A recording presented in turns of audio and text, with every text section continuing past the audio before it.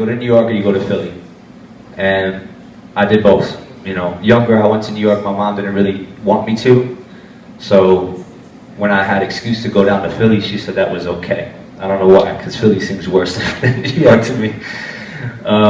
I went to college in Philly as well. I went for my bachelor's degree in computer art, computer science. And at that time, the dancing took a back seat for me. I was already breaking, I don't know, maybe 5 or 6 years, and I was like, I think I'm done with it.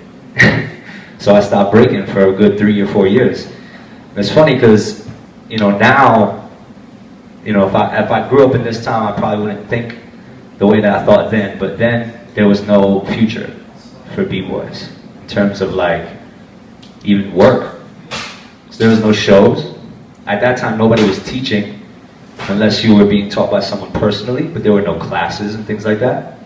And the only jam that we knew of was like freestyle sessions. Everything was happening on the West Coast. The only thing on the East Coast was the Rock City Crew Anniversary, which was only once a year. It's the only big jam we really had there. You see outside people come.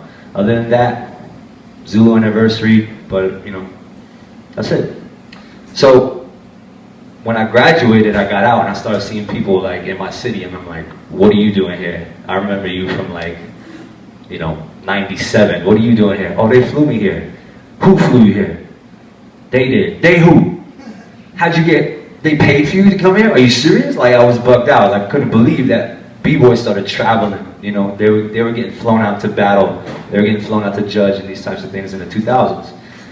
So I kind of like came out of the cryogenic chamber and saw all these things happening in front of me. I was like, whoa, this is bugged out, you know. And after I graduated school, just the love of the dance really took me back into it. So I started getting back into it, and then I saw all the things that were happening, and I was like, I gotta go, man. I want to go to this place. I want to go to this place. You know, I saved up my money. I went to San Francisco. I went to Japan. I went to London. You know, I just wanted to get down. Lost touch with Rocksteady for a while, but then I ran up into legs in 2005 again, and then he put me down in 2005. So I actually didn't get down to Rocksteady till later. He asked me in '98, but I told him I'm going to school, and he actually said, "Good, go to school."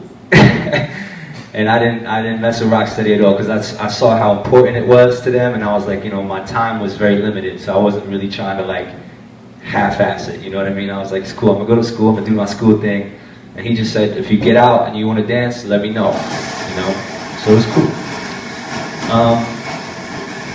I don't know, that's a little bit of my history in a nutshell. You know, there's a lot more to it, but that's kind of like what I can think of right now. If you got any questions or anything you want to talk about, feel free.